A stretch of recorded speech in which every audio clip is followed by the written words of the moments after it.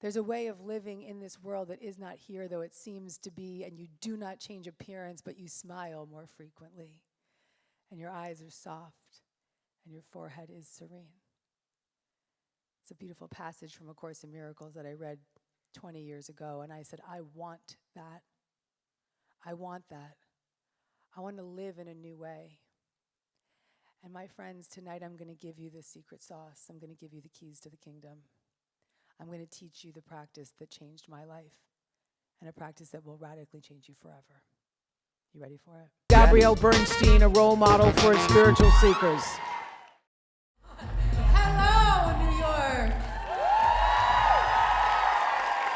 Happy New Year. Happy New Year, New York. Everybody's still piling in, all my latecomers in the back. They felt the vibration. They're coming in. Hello, everybody up at the top.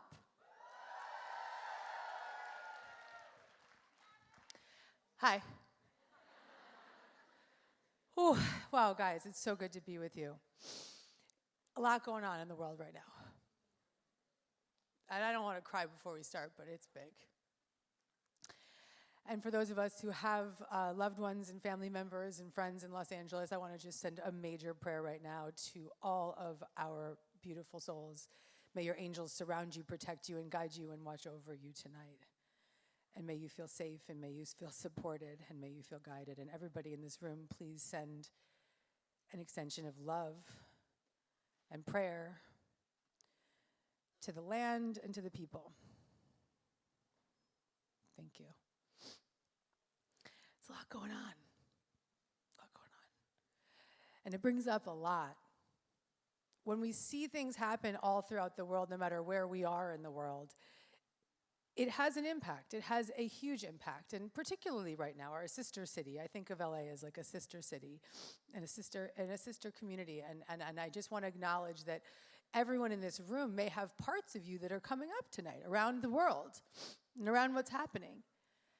And we came here last year. How many of you were with me here last year? Hi, Jay. Like a little louder, a little bit more excited. Yeah. I think it was the warm bath night. Was that the warm bath? Yeah, it's okay. It was like a warm bath in here. Tonight feels like a firecracker, yeah. So we were here last year, and we had this whole desire to become new. That was our mantra. This is the season of becoming new. And everybody was here, and we're walking around, and we're like, yeah, we're going to be new this year. And I was very open with you about my commitment to my newness and my desire to step into something new. I was clear about a belief that I really wanted to heal, a belief that I wanted to transcend, a belief I wanted to transform. And it was a limiting belief that I'd been carrying around with me for probably 45 years. And it was the belief, if I don't do it, nobody else will. Sound familiar in your own ways? And you guys all shouted out your beliefs, and we talked about our beliefs, and we were all claiming, it's time to become new. And we left the stage, and I walked out into my world, and I was like, I'm new, I'm becoming new. And people would be like, how are you, Gabby? I was like, I'm new. And sometimes when you send a message to the universe will always deliver, but not always exactly as you planned. 3 months after the talk, I started waking up in the middle of the night with the most extreme anxiety in pools of sweat. I was waking up in the middle of the night, freaking out, sweating, freaking out in the middle of the day, having full-blown panic attacks. I started raging on people. I started having brain fog. I couldn't remember anything. I was no longer myself. My brain had been taken over, almost like a gremlin got in there and took over my brain, and then I started having hot flashes. So any woman over 40, you know what the I'm talking about. Oh, yes. And so I was deep in it. I was deep in perimenopause, almost like hormones. Oh, yeah, you know what I'm talking about. Mm-hmm. Oh, she's got her fan in the room. Go get a patch, sister. Go get a patch. All right, so I am in it so deep. I'm in it like, and my girlfriend Robin, who's here tonight, she's like, Gabby, when things happen to you, she's like, you just get the tsunamis. And I was like, oh, yes, I do. Oh, yes, I do. So this was another tsunami, and I was hit so hard, and I'm joking about it, and I'm laughing about it, but it was an existential crisis, guys. I'm looking at myself, and I don't know who I am anymore. I can't think properly. I can't communicate properly. I was afraid to get onto a stage because I couldn't find the words. I was sweating all the time. It's actually so not funny. And when you get hit like that, it took me out so hard. I mean, I got to be real with you. I've been sober 19 and a half years.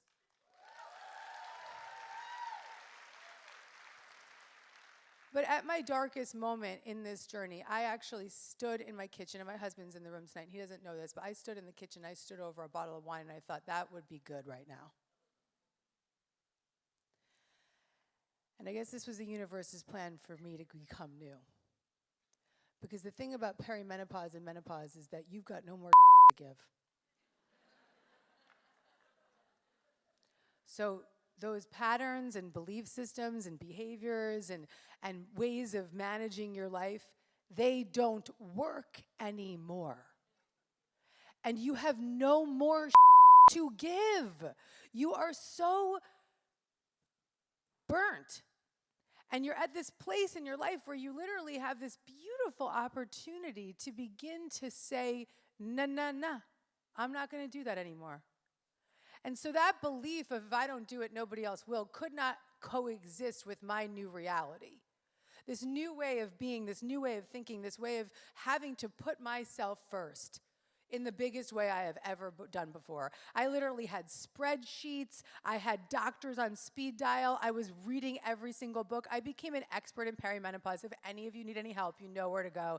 DM me on social media. I will literally give you the best advice ever. And I got myself patched up, literally. I've got a patch. And I started to take the necessary precautions, whether the diet, the exercise, the food, the medication. I got myself sorted. I started to feel a little bit better. But with that low tolerance, with that limited tolerance to be able to handle all the other things in the world, I had no other choice but to do the deepest dive inward. To dive head first into the transformation of the core beliefs that had been holding me back for 45 years. And I had no other choice but to become new. So a full year I spent writing this book, Self-Help. This is your chance to change your life. In that year, recovering from the sweats, I also started to do the deepest recovery work I've ever done on my soul. And I followed the principles in this book every single moment of the day. I continued to momentary shifts inside. I follow the principles inside this book, the 4 steps that I'm going to teach you tonight.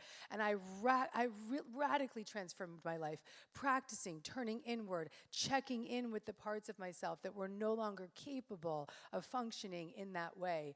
And one check-in at a time, checking inward, paying close attention, being curious about the belief systems, offering compassionate connection to these belief systems, opening my heart to allow a shift within me to occur. Each check-in, more and more of my highest self emerged. The self energy inside me. The energy of calm. The energy of compassion. The energy of connection. The energy of clarity, the energy of commitment, the energy of confidence, the energy of courage, the energy of creativity began to flow through my veins. And I started to open my heart to a new way of being, and I became my own inner healer. And so now, a year later, I stand here before you in my awesome outfit. Thank you, Melissa, for the shirt. And I stand here before you. You got me. And I'm new. I'm new. Hi, I'm Gabby. I am new. Owning it, baby. Owning it. And listen, we all have these core beliefs.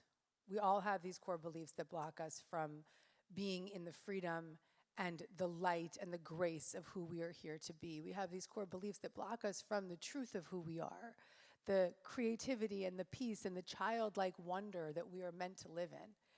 And there's moments, we live with fleeting moments of it. You know, when you have that moment in Shavasana and you just feel that sense of just peace come over you, or that moment of writing or creative work or dance, and you just feel that energy moving through you, or a moment of calm on your meditation pillow, or a moment of connection when you hug a friend that you haven't seen for years. But these moments are fleeting, my friends. They're fleeting, and these moments can be our reality. There's a way of living in this world that is not here, though it seems to be, and you do not change appearance, but you smile more frequently, and your eyes are soft, and your forehead is serene.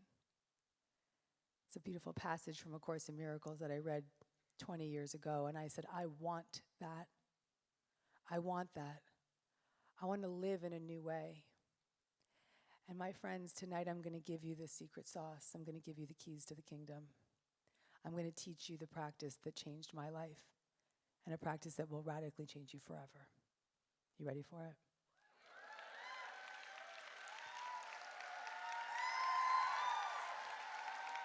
She's ready. So we've got these core beliefs. We've got these core beliefs. Do you know what they are? Maybe some of you were like, yeah, you know, the core beliefs that keep you stuck. And some of you might be like, well, how do I figure out the core belief that I want to work with tonight? Or how do I know if I have a core belief that's blocking me? Let me ask you this. Speak back to me, please.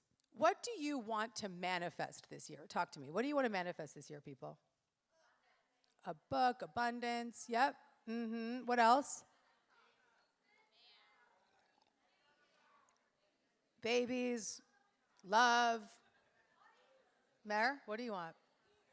She's peace. She wants peace, yes. What else? Forgiveness. Oh, I can get you on that one tonight. Yes, what else? Good physical health. What else? Sex? TED Talk and sex? Orgasms in the front row! Ow, ow, ow! Love yourself first, then lots of orgasms. You're fabulous. Okay. What else? What else? What else? In the balcony. What was that? A French cowboy? That was so specific. I love it. So good, so good, so good. French cowboys, orgasms. Okay, now let me ask you a really serious question. Let me ask you a question, though. What is the belief that's blocking you from manifesting these desires? She just said, the orgasm woman said that, she said, my little girl is not healed, meaning her inner child. And that is what you've come here tonight for, my love. Yeah, she's going to show me something. We're just bringing it in. She's coming. She came right in. She's jumping in. You talk, I'll talk. I can talk? Yeah. I can. She's going to find something for me. Okay. It's really good. Okay, she's got something cool to show us. Okay, what's the beliefs that are blocking you from these desires? Do you guys know what they are? I'm not good enough. Is that Christian and his mother in from Canada? OMG. My favorite. Oh my God, you guys are like my roadies. I love you guys. Hi, Christian. Well, you know I think you're good enough. You know I know you're good enough. You know I love you. I love you. Okay, she's showing me something now. Okay, I feel like this has turned into a comedy show. Okay. Oh, your little girl. She's so cute. With little bangs.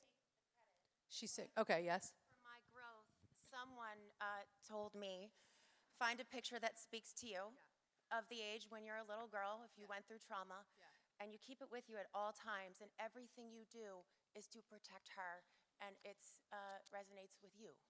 That's right. Don't apologize. Do you know what my home screen on my phone is? Little Gabby. Yeah, little Gabby. Yeah. So we got it. We got it. That's actually quite beautiful. Thank you for sharing. Everybody know the core beliefs that block you. Christian said it, kind of summed it up for all of us. I'm not good enough. Who am I to have that? If I don't do it, nobody else will. If I'm not in control, I'm not safe. Hello, that was mine. If I'm not in control, I'm not safe. You know, I got to fight to be safe. All these core beliefs, these are beliefs that we built up at a very, very, very young age. And my friends, here's the deal.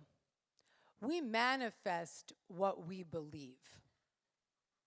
So I want you to take a moment to think about these beliefs that have been blocking you. And I want you to notice, in what ways are those beliefs manifesting into my life? I can say very, very honestly that that belief, if I don't do it, nobody else will, has been a complete nightmare in my life for a very long time. It's caused a lot of chaos with God bless all the souls that have worked with me over the years, and particularly the ones that work with me now have had the lighter version of myself. But anyone, if you've ever, my makeup artist Alex is here, she knows that controlling part of myself.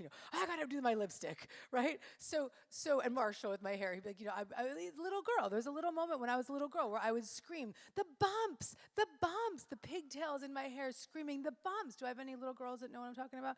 And that controlling part carried on into many, many years into my life. And we have these beliefs, but I want to read to you about these beliefs and how they manifest into our life. This is chapter 3 of Self-Help, Core Beliefs. For nearly 20 years, I've been teaching spiritual principles and the power of manifesting. Over those years, I've noticed a common trend is that many people tend to overlook the really deep inner work necessary for real, lasting change. The hard truth is that although we can make surface level adjustments to our actions, true change can only happen when we heal from within and address the core beliefs that block us from manifesting the life we desire. The negative beliefs from our past, our traumas, our suffering, and our pain are all replayed in the present and projected onto the future. Beliefs such as, it's not safe to ask for what I want, I struggle with money, I'm not smart, I'm not worthy of love, can dominate our consciousness and manifest themselves in our reality. We manifest what we believe. I get it. Most of us want a quick fix or an easy method for manifesting. We want a tool for attracting romance, abundance, or success. The desire for quick change is understandable, and sometimes quick change is even possible. That's because manifesting methods can improve your outlook, your attitude, and your energy, allowing you to attract certain desires into your life. But once you attract those desires, can you keep them? Will you believe that you're worthy of them? No. It doesn't last because lasting shifts require genuine, long-lasting change, the kind of change that cracks you open to infinite possibilities and redirects your life. That change requires a deep dive inward. Yeah, you can clap for that. And it might not be what you want to hear. You might not want to hear that. You might be like, well, I came here to manifest, Gabby. I don't want to hear that. Well, I got a call. While I was writing this exact chapter of the book, I got a text message from a girlfriend. And this is a girlfriend who had done my manifesting challenge, and she'd manifested the dream man of her life. It was her second marriage. She manifested this incredible romance. She was madly in love. It was the most beautiful marriage. They were all social media'd up on their love affair. And she texts me, he wants a divorce. I said, okay, call me. We get on the phone, and I said to her immediately, I said, okay, honey, this is your opportunity. This is your chance to actually face the core wounds that continue to put you into the same relationships and create the same reality. This is your time to change. And it was not the Gabby motivational talk that she wanted. It really wasn't. But it was exactly what I needed to share. It was the truth. I offer you that same truth tonight. I offer you that same truth that the real change, the kind of change that radically shifts every corner of your life requires a commitment to turning inward. And so we're here tonight to open our hearts to these core beliefs that have been blocking us. And does everyone in the room have a slight sensation of what that core belief might be that they want to work with tonight? Yeah? Got some hands in the air. Yeah. These beliefs are young. They've been around. Let me ask you, how long have you had these beliefs that we're talking about? How long have they been around? 60 years. Thank you for your truth. How long? Come on, people. 35 years, yeah. 42 years. So pretty much as long as you can remember. As long as you can remember. That's what often when we ask these core beliefs, how long have you been around? As long as I can remember. They're young, yeah? Young beliefs. And these beliefs are established at a very young age when we experience trauma, when we experience attachment breach, when we experience even small t traumas, like being bullied on the playground or being told we're stupid by a teacher.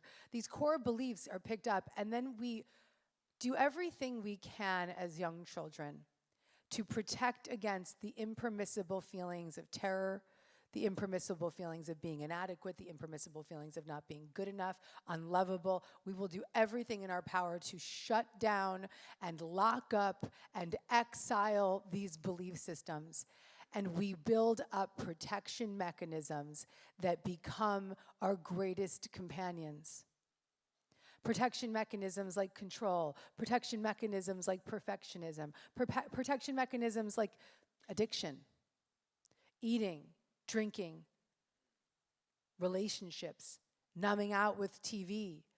We protect and protect and protect against the impermissible feelings. And then you know what happens is when those impermissible feelings get triggered, right?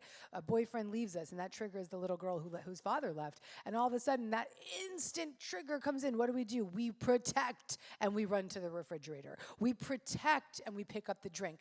We protect, and we avoid. We numb out. We rage. We control. We dissociate. Because those are the most impermissible feelings that we carry, and we have been burying them. We've been burying them for decades.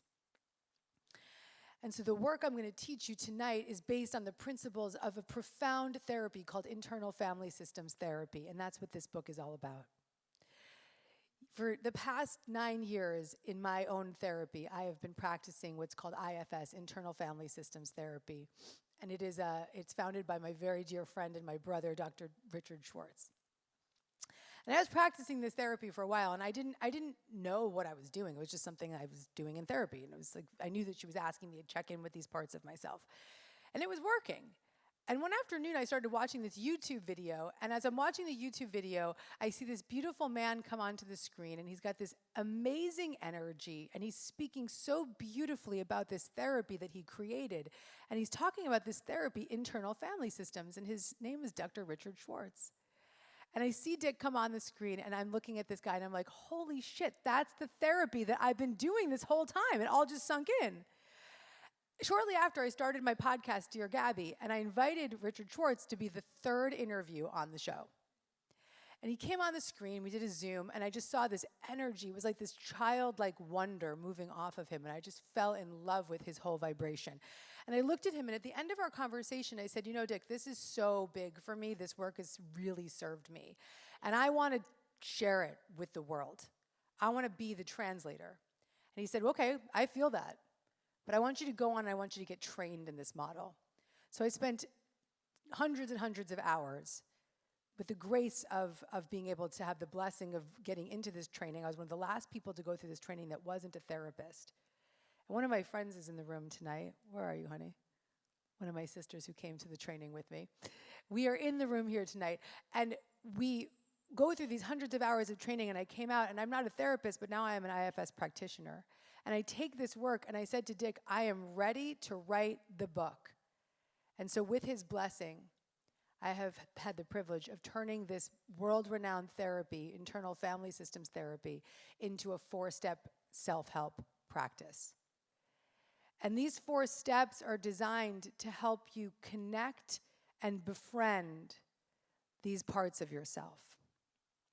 In IFS, these parts of us that are protecting all day long, the ones that are protecting those little exiled children, they're called protector parts. And you might have consciously said, you know, I have got these protection mechanisms. Have you ever said that? I've got these protection mechanisms. Like, you know, when somebody challenges me, I rage, yeah? Would you know what your protection mechanisms are? Talk to me. Anxious, shut down, avoidance, controlling, chocolate, making herself small, avoiding, isolation, self-sabotage, sleeping, it's a big one, yeah. So when these, workaholism, yes. So when those core beliefs get triggered and you feel like, I don't want to feel that again, boom, go right into the protection mechanism. So we live in this way where we're in protector to protector to protector, just constantly trying to manage our lives. And managing our lives, how's that going for you? Not working out great, right? Not so great. So my hope is to give you these tools. They're 4 steps. And these 4 steps help you check in with these protection mechanisms instead of checking out. And for the sake of tonight, we can work with the belief. We can work with the protection mechanism. We can work with the feeling of anxiety, whatever it is that's really high up for you right now and not too extreme. We're not going to the traumatized moment. That's what I hope you do in your therapy. But in this room, we're going to go to the day-to-day parts of ourselves that are constantly on high alert. The anxious parts, the controlling parts, the parts that want to numb out, the parts that want to play small, the parts that want to just watch news, the parts that want to just eat the chocolate. And we want to check in. We're going to check in tonight because these parts of us, how do you feel about these parts of yourselves?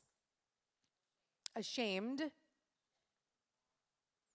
insecure, exhausted, frustrated, anxious, annoying. Let me ask you a question. Do you have everyone in this room has a child in their life in some way. If a child was coming to you, anxious, shut down, numbed out, you saw them overeating, would you be ashamed of them? Would you be annoyed by them? Would you want to say, I'm fed up with this? Think about how we're treating the children inside of us. These parts are young. They're children.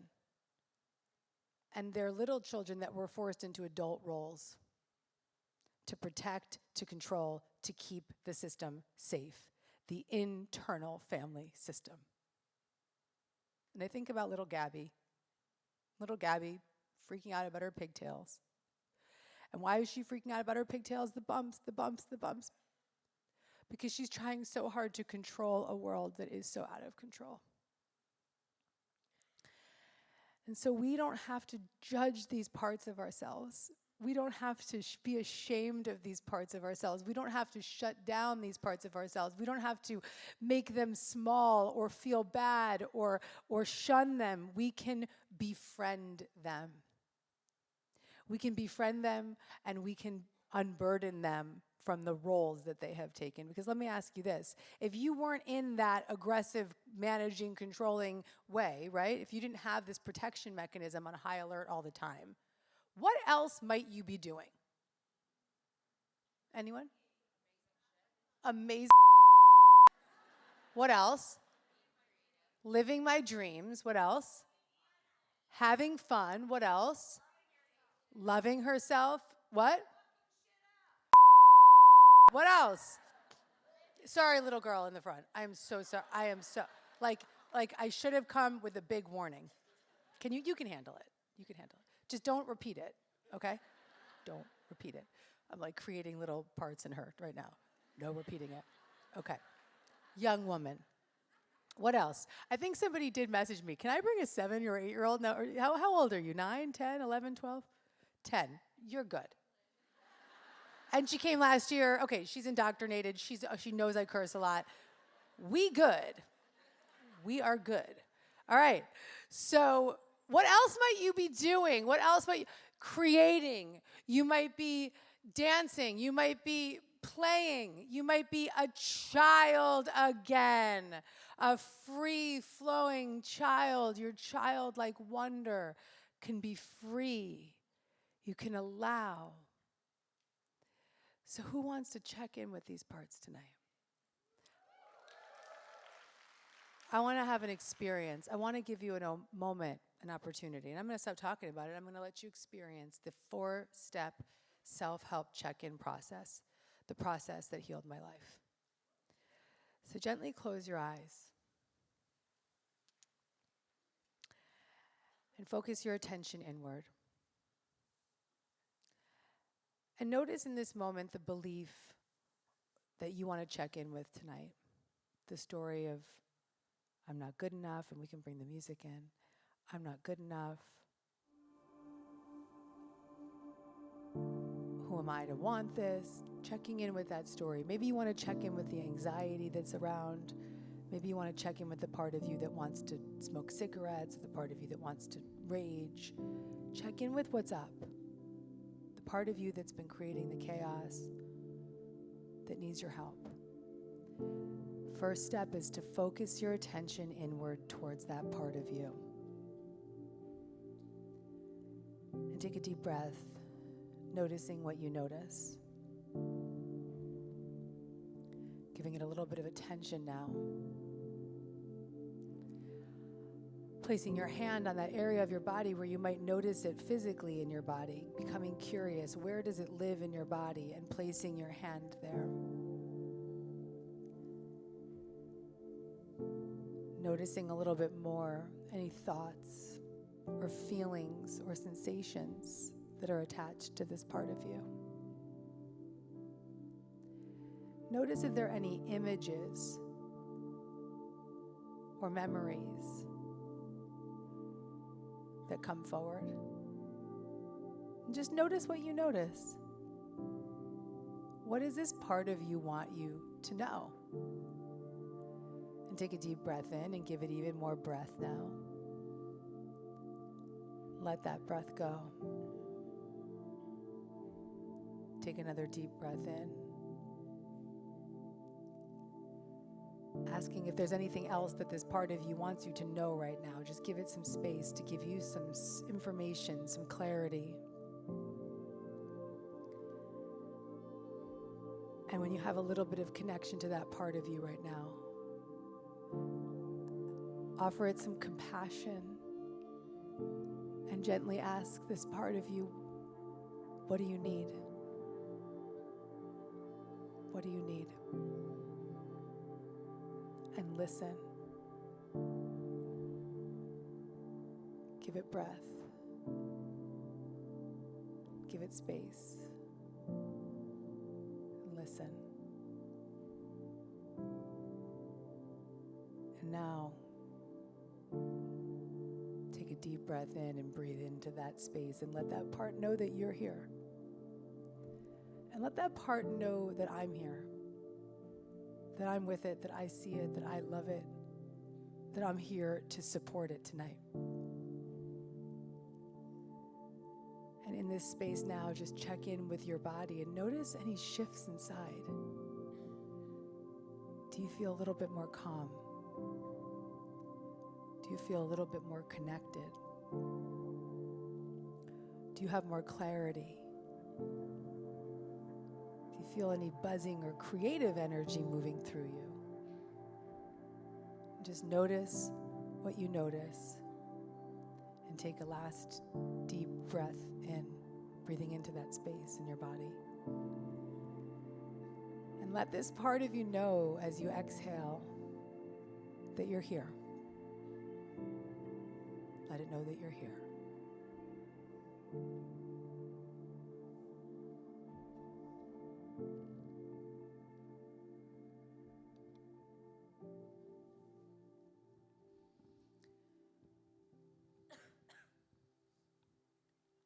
Take another deep breath in and release.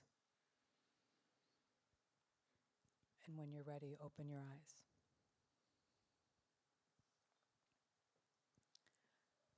How do you feel?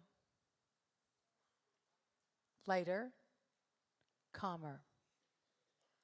How do you feel? Grounded? Compassion? Relief? More space? Connectedness? Open? Peaceful? Love? Creative? What I'm hearing is the energy and the qualities of self. Self is the energy of calm, the energy of compassion, the energy of connection, the energy of clarity, courage, connectedness.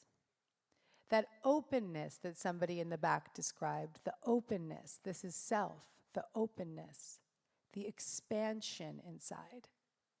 There's a beautiful quote from the book by a IFS practitioner therapist named Stephen Kranz, and the quote is something like this, that self is like the sun behind the clouds, and when the clouds begin to dissipate, self can emerge naturally. So that's self energy, the energy that you feel in this room right here, right now. The connection that we have, the connection that we've had from the second I walked out on the stage, the connection we've had from the moment I walked out, the clarity, the compassion that I hope you feel that I have towards you. Do you feel my compassion for you? Do you feel my connection to you? Do you feel my creative energy tonight? Yes. Do you feel my calm presence? That is a reflection of my self energy being reflected back into you. Self is the essence of who we are. Self is who we were before our little child parts became so burdened. And self is what helps us. Self is the energy that has the power to heal us. And in a 2-minute, 3-minute meditative practice, how many of you felt a shift inside? Yeah, you got a good one over here. Big shift inside over here. Shifters. Okay, so 3 minutes, guys, right? 3 minutes, you felt a shift. Okay, more of that, please, right? That's why I wrote the book. Because when I started to have this experience of, holy moly, I can just check in instead of check out. In those moments when I just feel so triggered and I want to just go rage, I can actually just step aside, walk into the bathroom or go to the mat and just check in instead of checking out. And I can actually unwind the trigger, and I can create some space between that stimulus and that response, and I can do a little bit of work inside, and I can do a little check-in inside, and then I can come forth calm, and I can come out of it compassionate towards myself and towards others, and I can come out of it and be a little bit less of an asshole to my husband. Yeah? He's probably up there clapping. He's like, thank you. Self-help, everybody. Go sell those books, honey. Self-help. So this is the miracle, guys. You have spiritual proof right here, right now. You just lived the miracle. For 3 minutes, we checked in.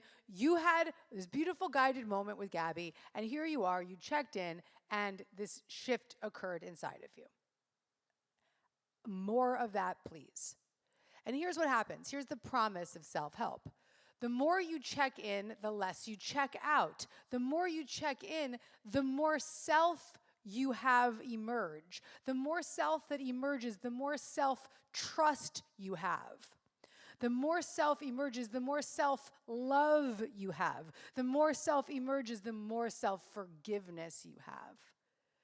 Somebody asked me, I think Mika, I was on Morning Joe last week, and I'm like obsessed with Mika, okay? She's like my hero. And I'm sitting there and I'm like, I'm with Mika, I love Mika.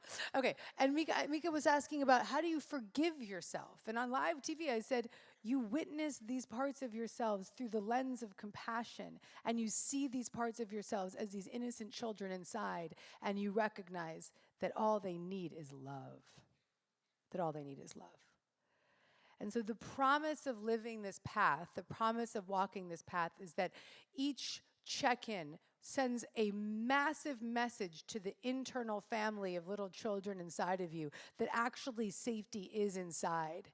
And as you start to check in a little bit more, there's more expansion of that safety. And you check in a little bit more, and there's a little bit more expansion of that safety.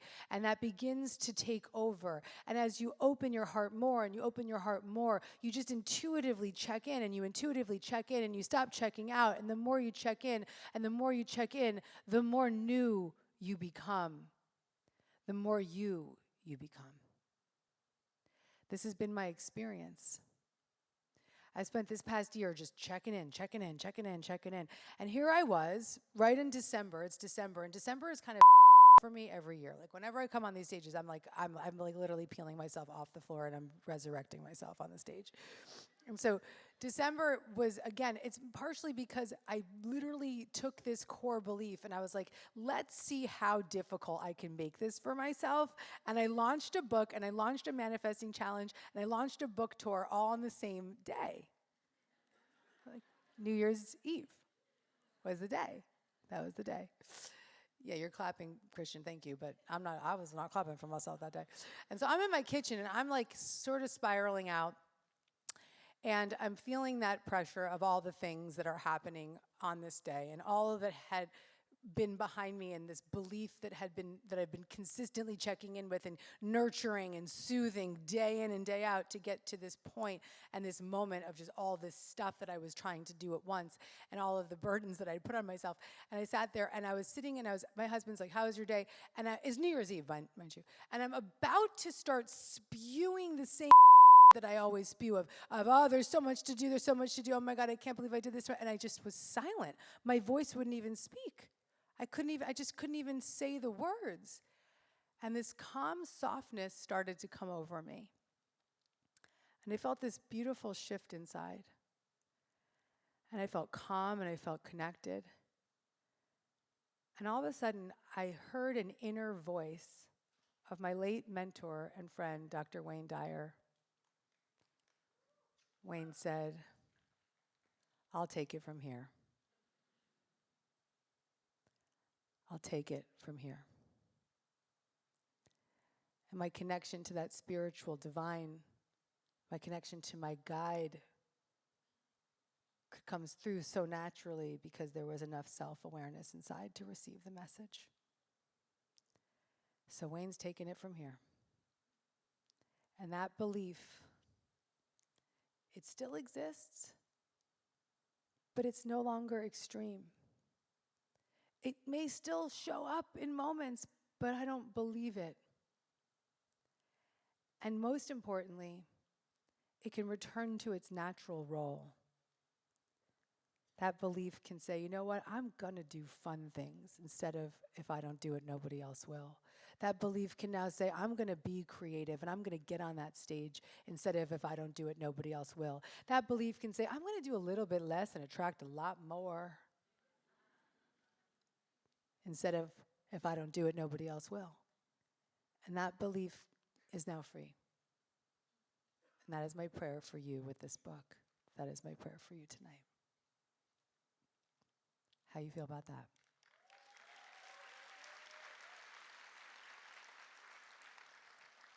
So guys, listen. I could go on for hours. I love you. I want to really leave you with this. There is safety inside. And there is freedom from the past. And there are freedom moments along the way. And even though it might feel like an insurmountable task to undo the beliefs of your past, it is possible and it is real, and I am proof, and you can have a lot of fun along the way. And I'm so proud of you, and I love you, and I'm so grateful to be your teacher. Thank you so much for joining me here tonight in New York. I love you, I love you, I love you, I love you, I love you, I love you. I love you, I love you, I love you, woo! I love you, I love you, I love you, I love you. If you like this video and you want to get more Gabby, check out the next one right over here.